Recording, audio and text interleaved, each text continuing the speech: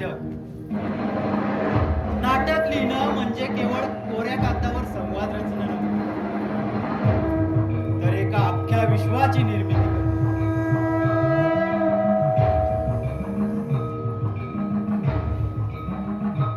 नाटक लिहिताना जेव्हा मी कोऱ्या कागदासमोर बसतो ना, तेव्हा मला शांतता नाही, तर संवादांचा एक कोलाहल ऐकू येतो.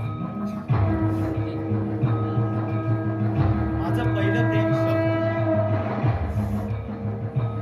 पण त्या शब्दांना जेव्हा नटांचा आवाज मिळतो, प्रकाश योजनेचा रंग मिळतो, प्रेक्षकांच्या टाळ्यांचा कडकडाट, तेव्हा तेव्हा खऱ्या अर्थाने ते शब्द जिवंत होतात. जिवंत माणसांना रंगमंचावर उभं करणं हे एक थरारक स्वप्न आहे. नाटक प्रेक्षकांशी थेट संवाद साधतं.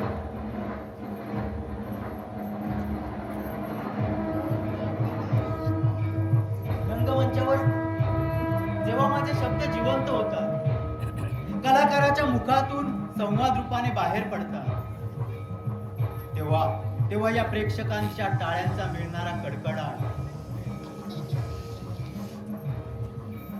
नाहीतर कधी कधी फक्त निशब्द होऊन पाहणार हे प्रेक्षक,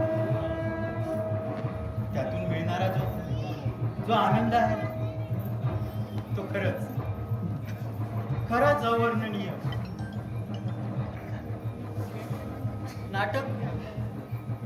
नाटक हा केवळ लेखकाचा विचार नसून कलाकार, दिग्दर्शक, तंत्रज्ञ या सर्वांनी मिळून साकारलेला एक यज्ञ आहे.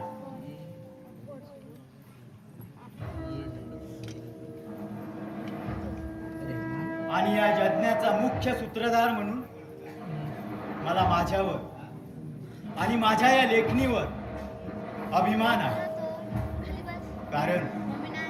कारण जेव्हा ही लेखणी चालते ना, तेव्हाच रंगमंच बोलतो. मी लिहिणार, माझ्या शेवटच्या श्वासापर्यंत लिहिणार,